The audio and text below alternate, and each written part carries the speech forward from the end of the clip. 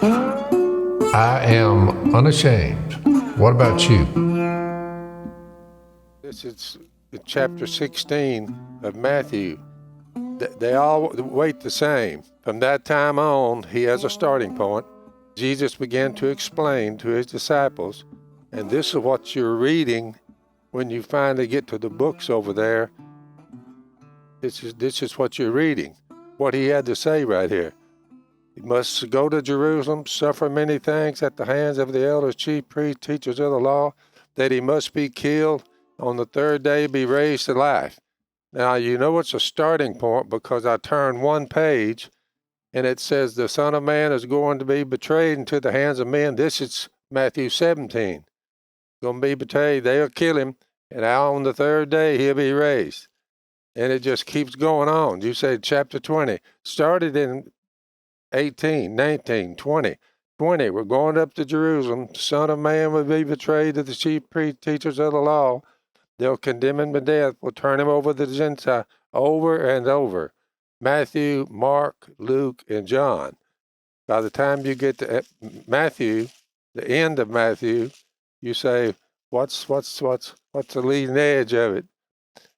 Every one of them, I put it in yellow. The crucifixion, the death of Jesus, the burial of Jesus, the resurrection of Jesus, the Great Commission. What were we told to do? Go preach that. It was so redundant that if you look at it that way, by the time you get to what they said to these different various groups of individuals, I mean, who've now put their faith in this same Jesus. Who's now put their faith in it, but it just hammered and hammered and hammered. You know, we're going up to Jerusalem. The Son of Man will be betrayed. Over and over. So nobody could miss it. Matthew, Mark, Luke, and John. Well, how do they miss it? The same way you miss it when they're called to be that. It's explained. Y'all need to go with one group here. You have the preachers, you have the but every bit of it is over and over and over and over. So much so that it becomes pretty amazing. It really is. I mean, it's just 0 point. I mean, everything he did, I mean, over and over and over. Then he'd go back to that. Got to go up, got to get up here, and got to die, got to be buried, got to be raised. So to miss the gospel of Jesus, I mean, you have literally missed the ground floor count nowhere. I mean, it's right there staring at you for 4 books, Matthew, Mark, Luke, and John. You can't miss it. Yeah. Welcome to the podcast. So welcome to Unashamed. Yeah. Well, you know what happens, Phil. Sometimes you have a cold open. Sometimes you have a hot take. It just depends on who takes off first. Let me just tell you what's happening at this stage of Phil's life. At his house, there's a bunch of dogs. Women. There's some older women there. Hurt women. Barely can make it next slip and fall women. I'm there. Whoa, wait a minute. Mom's there, and Phil's sitting in his chair studying his Bible. That's right. And he reads it every day, and he gets up, looks over to the dogs, and say, "Hey, don't miss this. This Matthew." So then when he gets out and sees people, he's like, look, let me just remind you That's right. of what's going on. I'm locked into a zone that I can't get out of. I might need to come down there. I've been so sick, Phil. I might come down there and stay at your house, become part of the infirmary down there that you're taking care of. You wouldn't have to say a word. Just ride it out. What's fixed to go from daylight to dark? You said, boy. Yeah. I mean, when they get on the gospel, they get on it. Yeah. But it is stated, if you count up all the time that it's stated Jesus died, was buried, and raised from the dead. It's amazing how many times that's mentioned. You can't miss it, you would think. But you look at the world now and you say, no. I've said many times to people, look, in various arguments, I've said many times, the Bible is about Jesus. And look, the response a lot of times that I got was, it is? Yeah. I know it. Yeah. It's amazing. Crickets. So we also, for those of you listening, you're not watching, you're listening. We've been rolling here 5 minutes, and Jeff is here. Hey, Welcome, Jeff. Just walked in and had a seat. Sorry, I actually went and saw Mom, the infirm. Yeah, you say what happens when it comes out of that kind of logic? It's making sure you get screwed on right. Miss Kay made the deal. She looked over there where that road turns into my driveway. Yeah. Over and over and over. I would look out there and I would see Jeppico going to school. That would be you, Jeff. And That's you, Jeff. And he would have the farmer's son up here. Who's Gary Glenn. Gary Glenn be standing with him. They'd be throwing rocks at the mailbox and whatever. but he got his teaching and learning, and a lot of it, because somebody would just drive by, pull out there, no matter what they was doing. If they just pulled up out there, Gary Glenn would look over there, and he would see all these Bible studies. Well, now he said, please come see me when I become, it makes it known that I'm one of the elders at White's Ferry Road. I watched him become an elder, and I mean, it's pretty amazing. I mean, because everything that pointed to anything, it was out there, and it had Gary Glenn was there, and you, Jep. Yeah. I feel like we're making a movie here. From farmer's son to elder, Jep to Jeppico, which is a version of Jericho. How it happens. Yeah. You start when they out there, throwing rocks at the mailbox. They're they're 7th, 8th graders. But I do a lot of that, Jeff. Just keep a lot pouring of rock throwing. Keep pouring it out. So I have to Yes. confess something, Phil. Well, I started off throwing rocks at a bar sign, and I want to confess to you, I never told you this. I was 7, 8 years old. I guess I'd been 5 or 6, but I'm the one who broke that sign out in front of the bar. Yeah. I would. Yeah. Every day I would try, but I wasn't strong enough. Y'all saw the whole I was thing. overseeing it. Treat Jeff. yourself. I The thought good of their healing is when they finally got the gospel down and being preached. yeah. And when they're going to school, you say, and it actually churned out people Very who good. are elders in the church now. Well, I want to get that off my chest because I just remembered it. Because look, I thought the sign, I didn't realize this is a cheap bar, probably the cheapest bar that you could lease that you had there. This is pre-Jesus. But I didn't realize, I thought the sign was one solid object. I didn't realize that it was hollow in the middle. So when the rock actually hit it, it just shattered. Oh, you I took thought the it whole was thing a- down. Oh, Well, he took the whole it thing. just started crumbling. Of course, you know what I did? Ran. You ran. Because I thought, oh you boy. did. You if did. I You did get- the Genesis. But Genesis. you saw it unfold. Every redneck kid runs when they tear something. So up. no, you never knew. No, y'all never knew that Jace did it. No, I'm just now I knew. revealing that. I'm revealing that. I think Al was there. I was What there. did Phil say when he sees the sign? No, he and just it's- starts griping. Who would? What kind of man? What kind of What idiot would evil tear up a person? perfectly good Yeah, would do that. I'm sitting there thinking, gulp, because he didn't think. I had the power to pull that off, so I was eliminated due to my small stature. And since I witnessed it, I didn't say anything because I didn't want to get blamed for why didn't you stop it? So, A lot of cover up in the Robertson story. other stuff. A lot of cover it up. that shouldn't have been in the movie. If I'd have known about it, it would have been for sure. That would have been awesome. So, Jeff, speaking of patriarchy, you got 2 married daughters now. We've talked about that on the podcast. But since the last time you were on, there's a bit of news that I don't think we've mentioned on the podcast. Maybe we have. You want to share that news with the Unashamed I audience and can. how that made you feel? Breaking news. Breaking news. I'm going to be a grandfather. Oh, hang on, Jep. Hang This on. doesn't Hang seem on. right. Hang on, Jep. Well, you know what, Jep? Now I know why you've been following me around for the last week or two.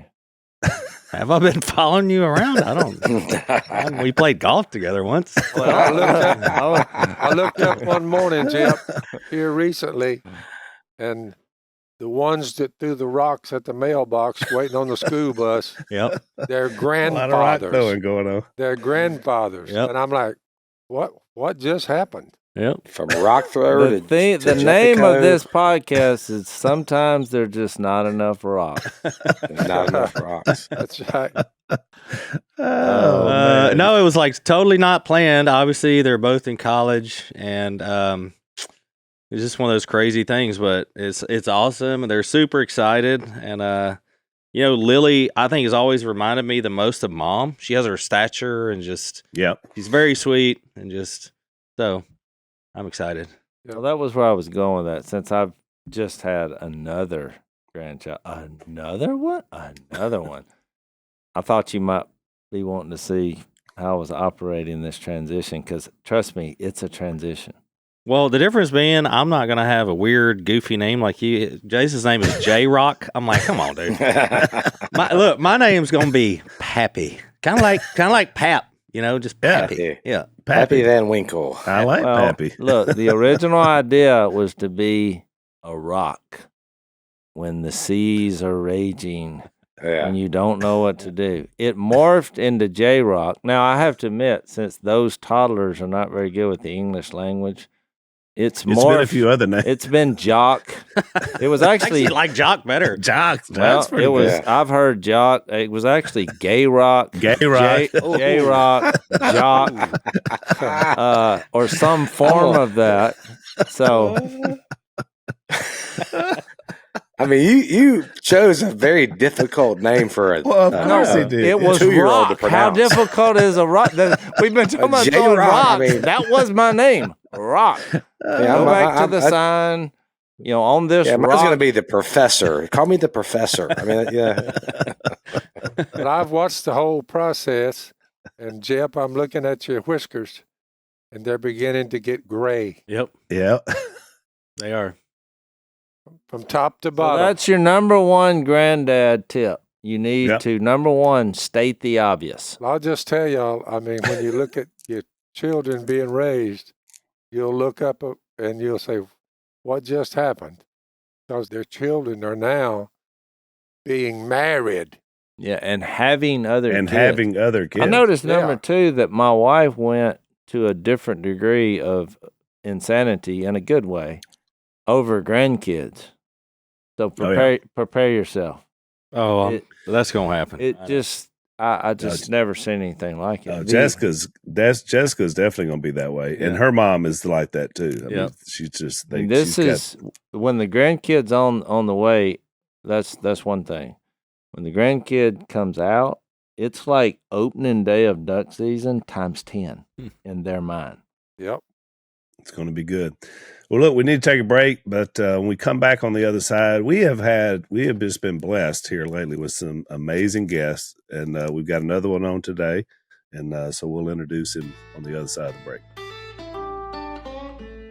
One of the fun things about having our own podcast is we get to have other podcast hosts on our podcast to tell us what they're doing. And one of the podcasts that we love that's out there is Focus on the Family with Jim Daly. And most of you, in the Christian world for sure, have heard of Focus on the Family. They've been doing so much stuff in our culture and just produce great videos and great ways to help people. And this is another great thing that they're doing. Every episode of Focus on the Family is designed to help you confidently guide your loved ones through the unique challenges faced by Christian families today. Decades of trusted, compassionate stories of redemption are what Jim Daly uses to connect you to biblically sound advice on marriage and parenting that is relatable, practical, and genuinely interesting. This isn't just another podcast. It's really a lifeline. It's going to help your family. It deals with everyday issues as well as complex matters to give you support every step of the way. Check it out now on your favorite podcast platform or visit FocusOnTheFamilyWithJimDaly.com and start making a difference in your family's life today. That's FocusOnTheFamilyWithJimDaly.com. Check them out.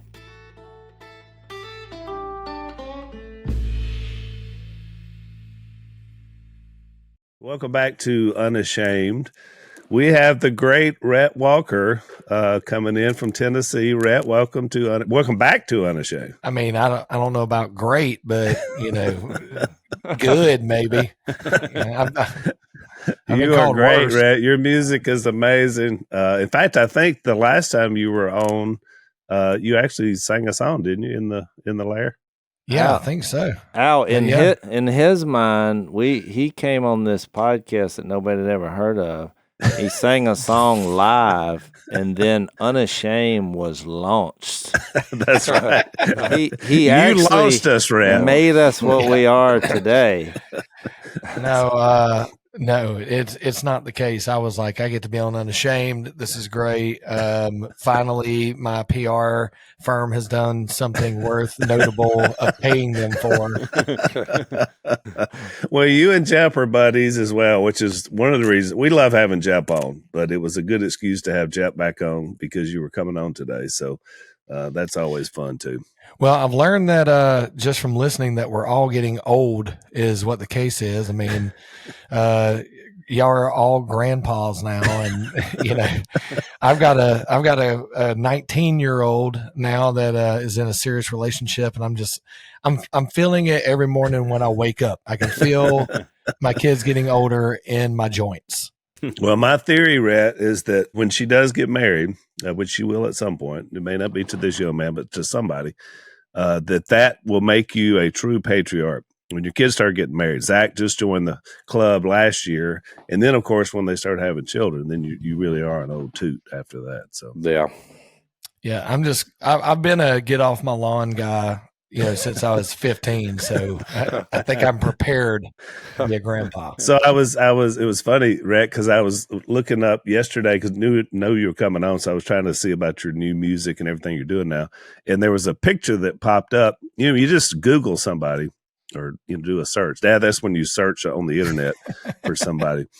So I Googled and the picture popped up and it was you in your band with Willie and Corey. And I guess it was from back when the show was on, and it said, Rhett Walker meets the Duck Dynasty people. And that was the caption. And I got tickled because I thought that's what we were. Like nobody had an individual. We were just those people. The Duck Dynasty people. And it didn't matter which one of us you were with in a picture. It was just those people. So we kind of became our own thing. So I got tickled at that because it looked like it was from maybe 10 years ago. It's a long time ago. I'm sure. I mean, that's about the same as like just saying the redneck people. It's just everybody refers to me as, that redneck dude that sings about Jesus. Who's that guy? And so, yeah, exactly. I will say last time I was there, Miss Kay had made some jambalaya. And it was in a bag in y'all's fridge, and she sent it home with me. And I've been chasing that taste ever since. And that was probably Dad that made that. Probably so. Yeah. Like I can't figure out what I'm doing wrong, and I'm gonna die fighting. Hey, don't feel bad, dude. I can't do it either. I've tried many times. It never turns out as good as yours ever. And I've even put it in a bag laid flat in the fridge. I was like, maybe it sits overnight like that. That's what does it. It just kind of combines. That's good. Even the carrier itself maybe makes a difference. So. No, my lovely wife reminded me, which I have a problem remembering anything, reminded me how we met. And I don't know if you remember. I mean, you might be like me, but when she told me the story, I remembered. So we were at the K-Love Awards. This was like 2012 or 13 because our duck show had taken off. And so somebody at K-Love said, hey, I got an idea. Let's do an award show and get those duck people to host it. just think. Oh, gosh, yeah. Who thought of that idea? And look, they also said, and let's get Rhett Walker to sing. I think you had a new album or whatever. Yeah. So then this is how this meeting went down. This you can look this up. This actually happened. I'm not making this up. So the K-Love Awards, they're like, what can y'all do? Because obviously they asked us to host the award show. I think it was the first one. I'm pretty sure of that, maybe. Yeah, no, it was the first one. Yeah, okay. You help me along. Yeah, no, at the Ryman. At the Ryman. Well, you talk about rolling the dice. No, I'm not sure. I know it was me and Missy. I'm not sure who else of our family hosted that award show. Anybody can fill in that blank. But I know Missy and I were too. Maybe it was Willie and Corey. Maybe it was probably was Willie and Corey. I think it was Mrs. K and I. It may have been. So it was Mom and Dad. Yeah. Yeah. And because I remember, because a lot of things, yeah, that makes sense. Because I I think kept thinking, well, a few things. How you get out of this thing? I kept saying, why am I here? Look, that's what happened. They like scripted it. No, and Phil's like, no, I ain't doing that. No, I ain't doing that. No, I ain't doing that. So Missy and I did a lot of talking during that. But so then they were like, what can y'all do? And Missy's like, well, I can sing, So I think she actually sang with someone famous. I should know that, but did she sing with Rhett? Rhett? A lot. No, it wasn't. Let's see, what was that guy's name? Famous. We'll ask her when she comes on. But she said, well, our son can sing, Reed. And so they said, well, let's have him do a solo. So he was going to do the song Hallelujah, Hallelujah, Hallelujah. It's a good song. Lynyrd Cohen? Who sang that? So we're on a bus. Lynyrd Skynyrd? Somehow, no, it wasn't Lynyrd Skynyrd. So we're on a little shuttle going to the award show. So, we were a little nervous. We're not, well, what are we doing here? Lynyrd Skynyrd did come down and sit on my. Oh, boy. Yep. That was years ago. Because most of them are no longer with us. But we love Lynyrd Skynyrd. And we got one of them up here in White Mountain. Buses pulled out my yard out there. Yeah, I remember. And so you remember when Lynyrd Skynyrd, Dad, they called you and somebody said he's taking a nap. They didn't wake you up. No, that was me. That was another thing. I was like, hey, Lynyrd Skynyrd wants to see your dad. I think it was like some family members of Lynyrd Skynyrd, and they were getting the band back together. And I said, well, he's taking a nap. And we to Skynyrd. Yeah. And we couldn't wake Dad up. And then so Dad was mad afterwards. He says, hey, if it's anything to do with Lynyrd Skynyrd, wake me up, son. Yeah, he kind of gave a list. He was like, look, if Jesus calls, you wake me up. The president calls, wake me up. Lynyrd Skynyrd, wake me up. Everybody else, let me sleep. Remember that, Phil? So anyway, I'm telling this story because Missy told me I was fascinated and I hadn't forgotten it. So Reed hands Missy his guitar on the bus, says, will you hold this?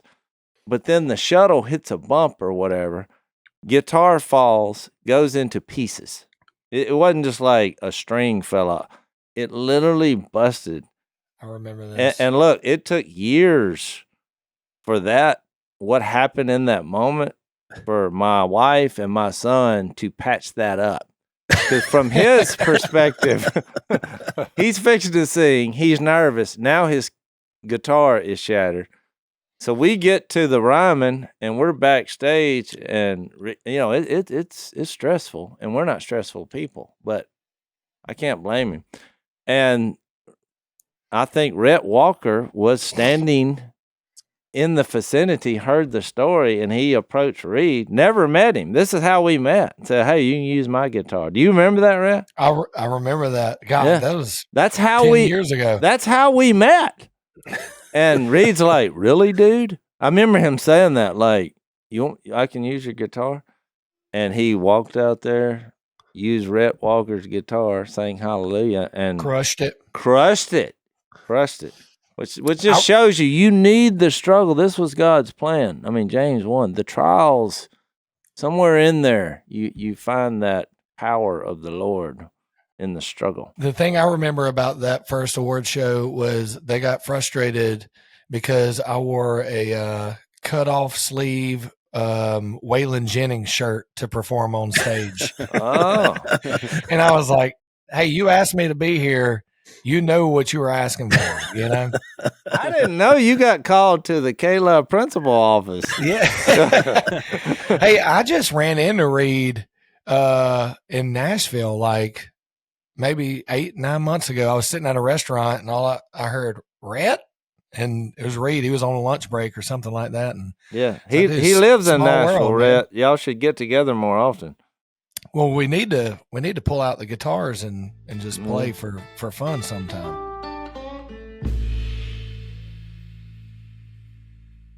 Looking back on that, that's funny. But I mean, Rhett, that showed a lot about your character. But you're like, here, use my guitar. I don't know. It made friends for life, I guess. But I really appreciate that. And you calmed him because he was, I don't know how old he was back then. We could do the math, but he was very that was young. 10 years ago. Yeah. Yeah. He was He was a teenager. He was a kid. Fixed to perform. And playing the Ryman. Playing at the Ryman. Yeah. What that? He'd have been about 16. Yeah, he had to be young. Yeah. Oh, I'd have been scared to death at 16. And look how it's all come full circle, because then we have Rhett on and he sings a song and launches our podcast. And now, Rhett, I don't know if you know this or not, but last year, we were the K-Love podcast of the year. And we have a trophy there somewhere on the set to prove it. So we've come full circle. You just want to rub that in because I've lost every single award that I've ever been nominated for. I got nominated for a Grammy, and it was a tie that beat me. So I couldn't even pretend in my head I was second place because there was two people in front. I was at least third. You lost in Like a tiebreaker? You're like in the No, golf, I wasn't the one. I wasn't the one in the tie. It was two other artists. I was like, I can't even pretend I'm second. You won the bronze medal. Yeah. But just go home. I don't want it, you know? I think it shows, because I think I can help you with this, Rhett. You're kind of the duck people of the contemporary Christian world. You know, because you're just you do you, Yep. which is different. The fact that you do have that Lynyrd Skynyrd vibe, because for years, look, the reason I'm saying this, I never listened to contemporary Christian music, but when I was asked, I do now and I love it. But when I was asked, well, who do you listen to? I'd say, you ever heard of Rhett Walker? And they would usually say no. So why don't we listen to Rhett Walker? Well, Phil, you don't have any. I do. You don't know technology. You have to use technology to listen to the music. Yeah, I don't. If you don't have a radio, a cell phone, a computer, or how could you listen to him?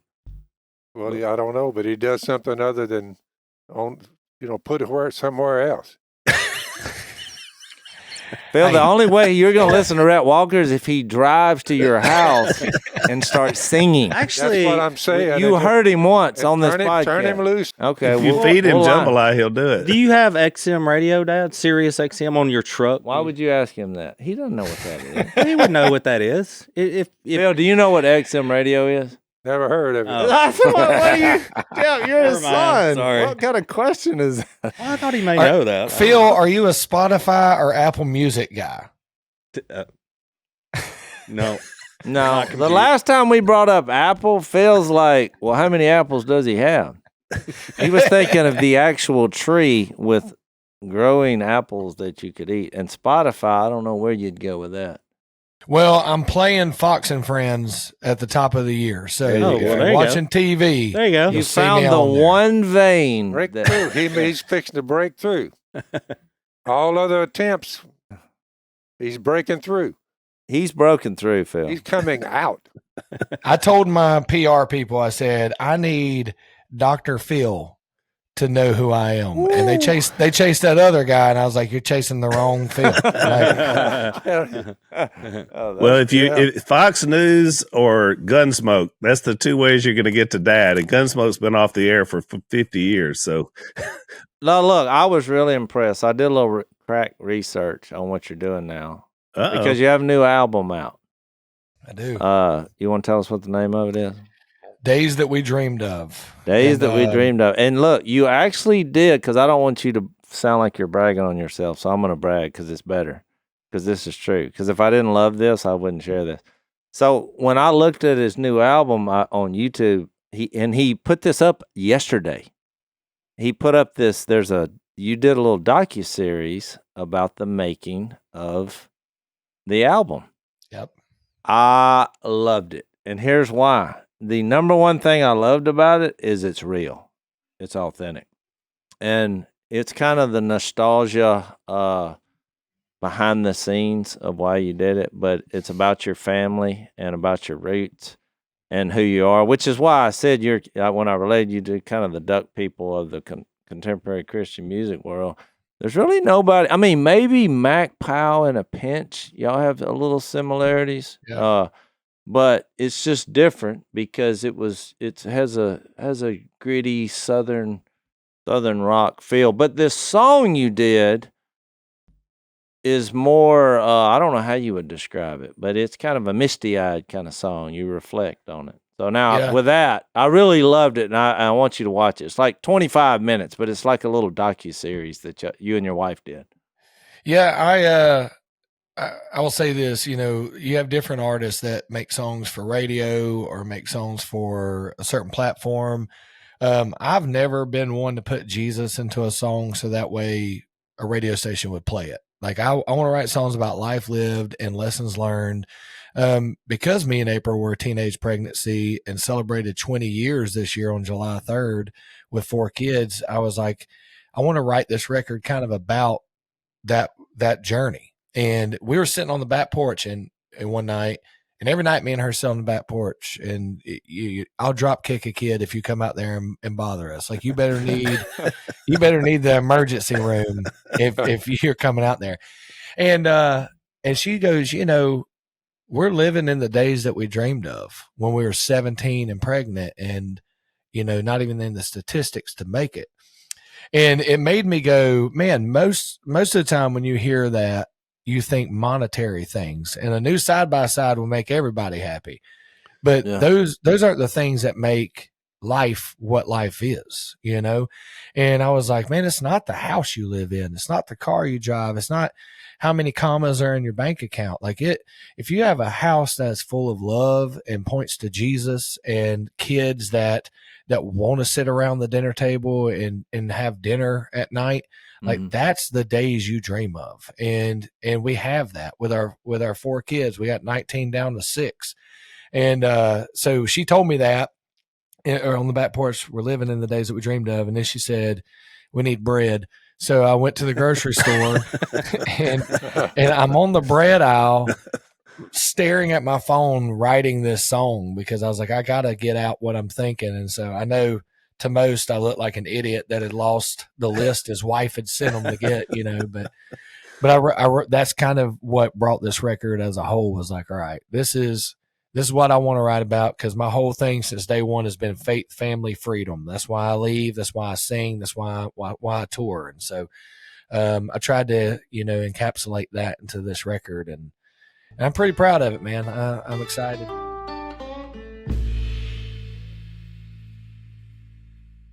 Oh, it's fantastic. I think it's a sign of where you're at in your life, and which I would say, obviously, a lot of maturity in Christ has happened, because that's the feel I got. I saw one of your quotes, on why you got into singing. I thought it was an interesting quote when you said, well, when I was a kid, I would go, play a guitar in the mirror.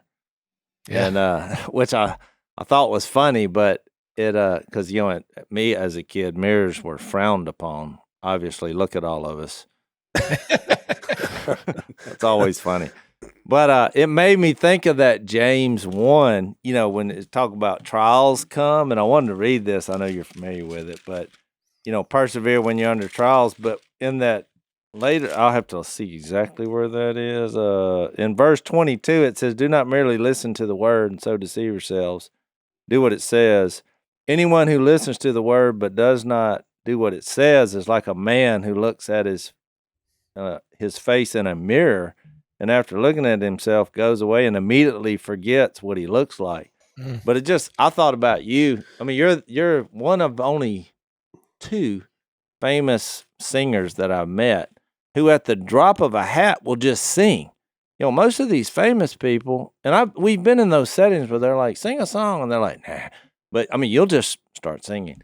The other one was Carrie Underwood, by the way, who we were, I think, at that same K-Love Awards. They were performing, and they said, we're gonna do the warm up run through, and she came in with no makeup on with Brad Paisley, and they just started singing, not even the songs they were supposed to sing. And I just thought, wow. Of course, it sounded amazing with no mics. But I just wanted to say that, Rhett. I think you've been true to yourself, where you're not just trying to, oh, hey, let's I think I want to be a singer, and let me sing the songs that are cool. Or so it's well done. I'll say this, man, and I think y'all could say the same for y'all's career and who y'all are as people. I'm a believer first. Like, I thank the Lord every day that I get to wake up and there's joy to be found. And this world's a dark place, and you turn on the TV, it's easy to see. But the fact is, we're believers, and this ain't our home. And so we know that at the end of the day, we're going home to our Heavenly Father one day. And second, I'm a dad. Like, the fact that I get to have the title dad, and still have a 19-year-old that calls me that, and a 17-year-old boy that calls me that, and get to snuggle with my babies, like that's the best title I've ever been given. Later on down the aisle or the line, am I a singer? I turned down Winter Jam this past year because I want to coach T-ball. Like, that's a big tour, and I love it. But I think those are my priorities, and I think my career shows that. And I think the country boys need something to listen to too. I think they walk out of church, and a lot of them are listening to Riley Green or Rhett Walker, and so that's my priority. It might not be, my career to some artists might not be as sexy as others. But man, as long as I'm paying my bills and be home with my family, that's all I care about. And tell people about Jesus when I'm on the road. Heck yeah, let's go. Well, look, the names of your kids are like an action movie. And that still always stood out to me. I'm like, you need to write a song just using the names of your kids as the foundation of the song. So I kind of went with that in my mind, because you could see it was like, well, it was autumn. Was running low on cash. The jet landed just outside of Raleigh.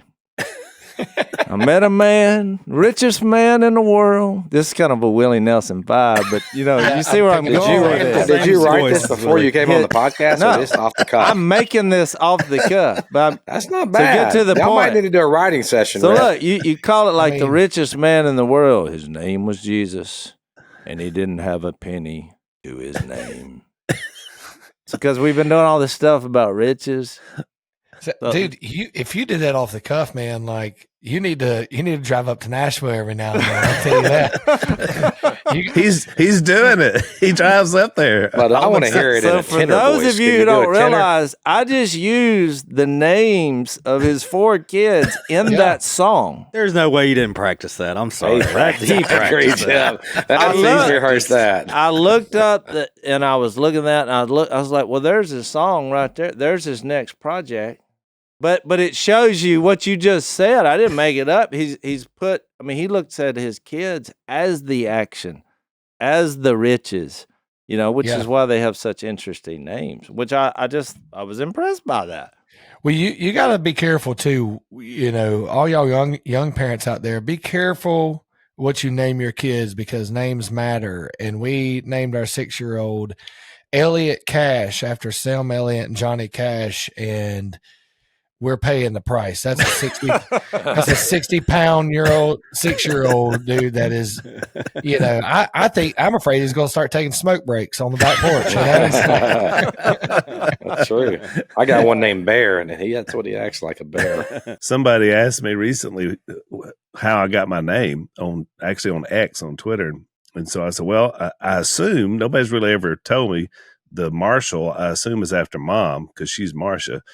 And then the Allen, Dad says it was after Alan Ladd, a Western movie star. Is that true, Dad? Can you confirm that? I don't know. It's been so long. No, I think that's true. I don't know where your name came. No, and I think Marshall was a combination of my mom, Marcia, and Marshall Dillon. Marshall Dillon, which makes sense too. So it was Al, you had a Western vibe. Had a Western vibe. And I never really got into the cowboy boots and hats. So it's. Well, you did. Look, you did for like 6 months. Remember? Yeah, I had a little phase. You was listening to Hank Williams Jr. all the time. When I was rebellious from the Lord, I was also listening to rebel country.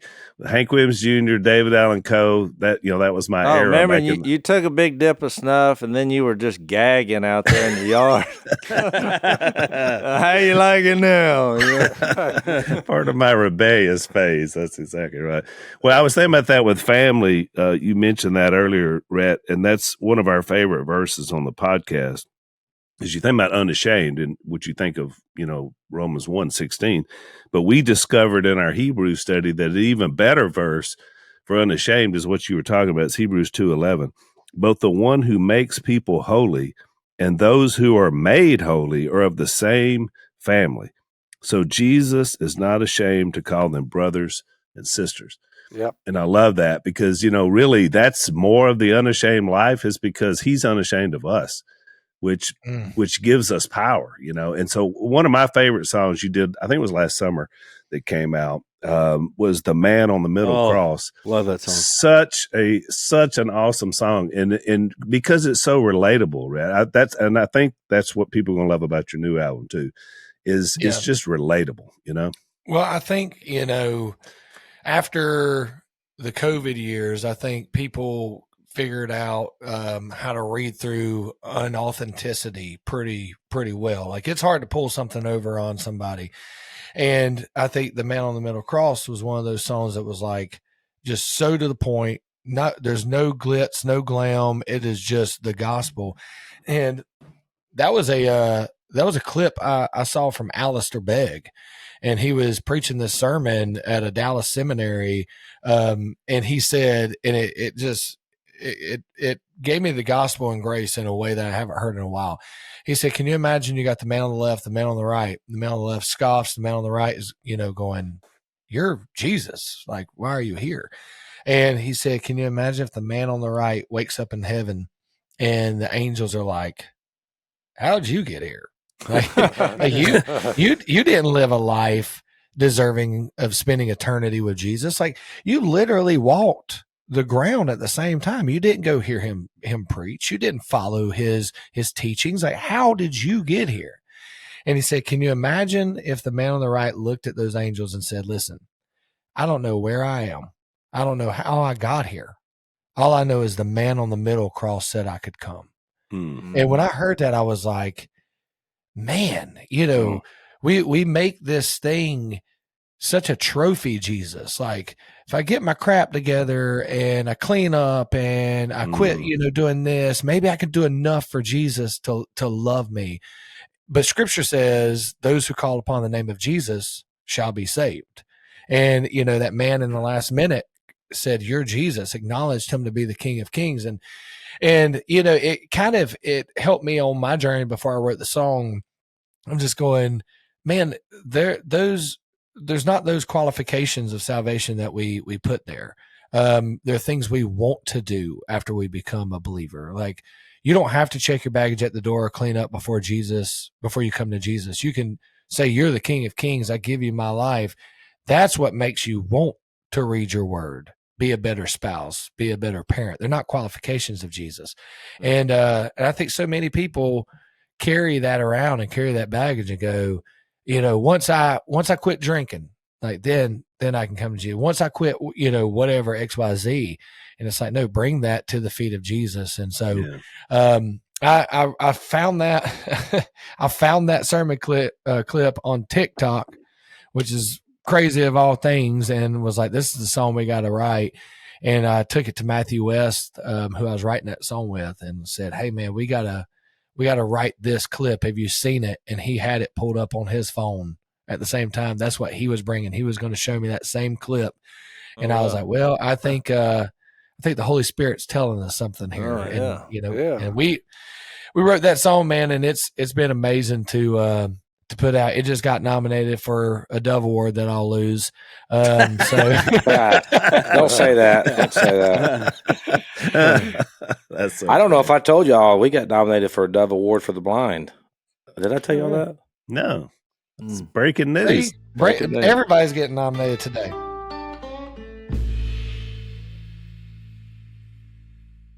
Hey, are y'all going to the Doves? I don't. I mean, I I'm saw sure it on, Zach will. I found out about it online, so I don't know anything about like how to get there. So I gotta. Well, in 2 weeks, I'm going to the Doves, but I think it's a different thing than what you're. That's a different Dove Award you're going to. Well, That's the Doves Award. It's rewarding. Can I say that Dove Award might be funner? Can I say that without getting in trouble? I don't. Nobody important listens to this podcast, Ray. You're good. I think they'd understand.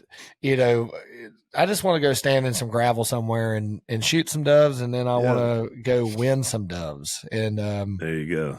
That's a good life right there. Yeah, if you can add the beach to that, like, count me in, dude. They're giving you so many ideas for songwriting here. Play on Doves, richest man in the world. Phil, you basically wrote my new record. Hey, we had a writing session and didn't know it. Phil's now got him another thing that he can use to hear your music. Did you hear what he said? TikTok. What does that mean when you hear TikTok, Phil? That the world's a ticky-tacky place, and I don't know how they're doing it. I never made the TikTok crowd. Missed them. That's funny. I thought he was going to say a ticking time bomb. Yeah, that's it. It's a giant bomb. For some reason, I see Phil in his chair like TikTok. What are they talking about? He has no idea what that is. You need to sing a song about your son. Wait a minute, Phil. Just because I did give my debut a while ago, yeah, I'm not the singer. I could maybe help write a song, but go ahead. Give me the idea. Well, just right now, when you walked in this morning and I looked at you and I said, 56 years old is that actually 55? Yeah. But at this point, does it really matter? When I looked, I said, and you, Al, number one, fixing to go over there in a. He's over 60. Over 60. Not quite. Oh, you're not quite. Al, Phil went up a year. We had a leap year without knowing it. Yeah, I was thinking, I need to get me out of here now, Lord, because my kids have caught up with me, and now. Well, don't leave us yet, Phil. We're enjoying you being here. When you said I need to get out of here, I'm like, no, stay around. It's a ticky-tacky world, but you need to. We need Dr. Phil to stay around. Jep thought your birthday was, not till Sunday, so he has 2 days away. I think everybody was surprised. They're like, "Yeah, it's your birthday. What are you doing here?" Well, so Rhett, you know how I knew it was Jace's birthday today? Because it's the day Elvis died. Huh. Yep. Oh, dang. That's why I never got into music. Why do you know the day Elvis died?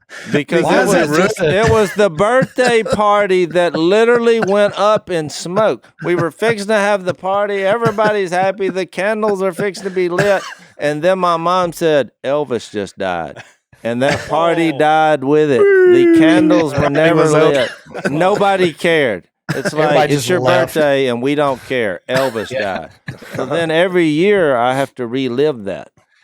They don't even get you candles anymore. He was 8 years old. It was 1977. That's how I remember it, because it was August 16, 1977, and Jason's birthday party just. Well, what it did, my birthday became a reminder that Elvis died. That's why I bring it up every year. So that's why I work on my birthday, because it's a good distraction from what people are really thinking. Yeah. How dare you? Yeah. I could do the Unashamed podcast, or I could sit at my house and everybody remind me that this is the day Elvis died. That's it. Well, you know what's funny about this particular podcast, which, by the way, we're almost out of time, is that people are going to say, "Oh, you had Rhett Walker on." Yeah, we did. Did he sing? No, Jace did. Jace sang. We actually talked about Elvis. And we talked about Elvis. I thought that was pretty clever off the top of my head to take his. I obviously didn't practice that. What do you think, Reg? Give us your opinion. I don't think you went off the cuff there. I'm going to have to. He was working on that last night. You thought about that on the way in your truck today. That's what I did. I sang the song. I practiced in the truck. I thought, that guy's the names of his kids. It's an action movie. He's at that stage of his life, and I thought, So, Rhett, there's the song. Rhett, the Right reason we there. had you on the podcast is we're trying to get Jace's pitch. discovered. Yeah, this is a pitch for now a collaboration. So that's what this whole thing was about today. Well, if y'all can get Phil on it, then I'm in. All right. But All right. I need him to start the song with a spoken word. He did that with George Strait. Really? He actually sang You're a not duet getting out with of here with George. Jesus. I don't know how long that takes to sing it. But Yeah, he did a duet with nobody's George getting Strait. out except through Jesus. I got that figured out. Phil did a Yeah, duet with George Strait called "Christmas Cookies." Christmas Cookies. I think it was written by George Strait, but it's actually it's really good. a really is good very song. It's a Christmas favorite. Well, hey, we're talking about my album, guys. Yeah, that's right. Not George Strait. Redirect it back. Days That We Dreamed Of, RhettWalker.com. I know is one place you can go. Any other intel for the folks, Rhett? Yeah, Rhett Walker at Instagram and Rhett Walker Music at Facebook. But RhettWalker.com is the landing pad. You can find everything there. We just did a new merch drop. So if you like wearing shirts, we got them. If you like wearing hats, we got them. Music, go get it. So, yeah, no, I appreciate everybody, and thank y'all for letting me be on Rhett, this. it's always a pleasure. You're always welcome on Unashamed anytime. So keep doing what you're doing, brother. Will do. Thank y'all, guys. See you next time. Thanks for listening to the Unashamed podcast. Help us out by rating us on iTunes. And don't miss an episode by subscribing on YouTube, and be sure to click that little bell to get notified about new episodes. And for even more content that you won't get anywhere else, subscribe to Blaze TV at blazetv.com/unashamed.